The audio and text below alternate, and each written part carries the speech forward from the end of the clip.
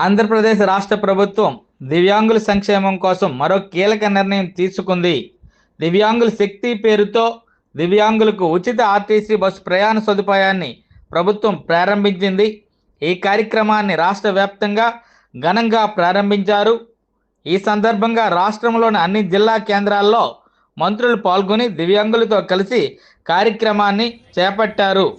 పార్వతీపురం మన్యం జిల్లాలో మంత్రి సంధ్యారాణి దివ్యాంగులతో కలిసి బస్సు వద్దకు చేరుకుని ప్రత్యేకంగా వారిని ప్రోత్సహించారు.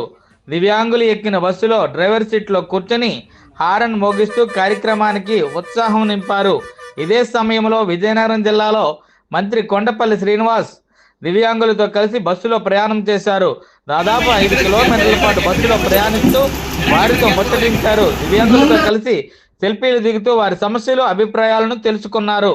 ఈ కార్యక్రమంలో MLA Aditi Vijayalakshmi, joint collector మరియు ఇతర అధికారులు పాల్గొన్నారు.